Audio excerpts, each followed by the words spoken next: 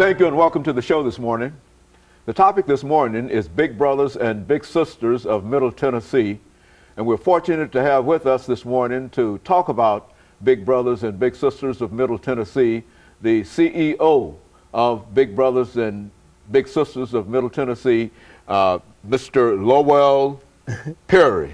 I got it straight. Lowell Perry. Yeah. How are you doing this morning, Mr. Perry? I'm fabulous. And let me welcome you to the show and tell you how delighted we are to have you with us this morning, and especially to talk about Big Brothers and Big Sisters of Nashville.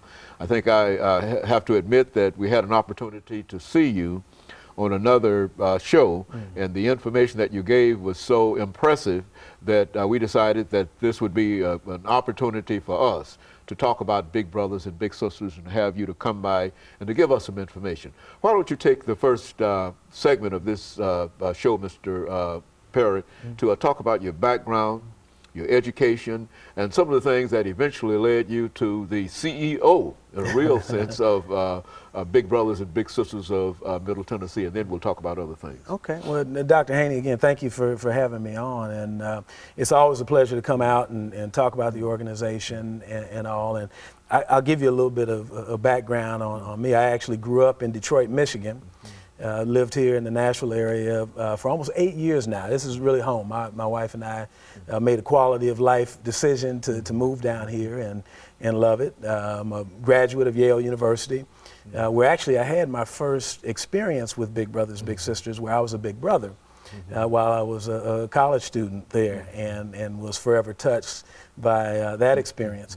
I think I bring a really unique background to this thing. I've never been involved in the social profit sector before, and some people call it nonprofit. I don't particularly like that term, but this is the first time that I've ever been involved in it.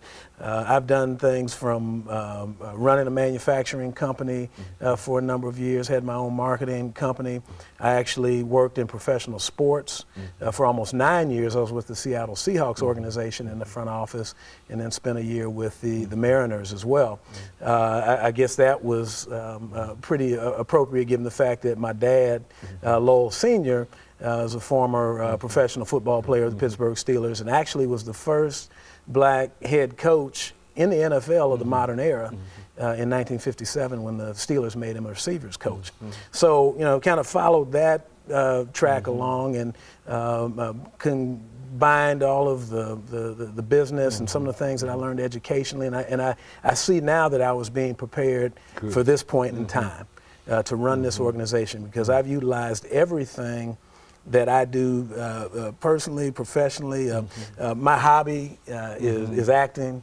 I've been in a number of movies, television shows, commercials, and so forth, and I still do that from time to time. But it's taken every one of those skill sets with this organization. And so it's been a great challenge for me.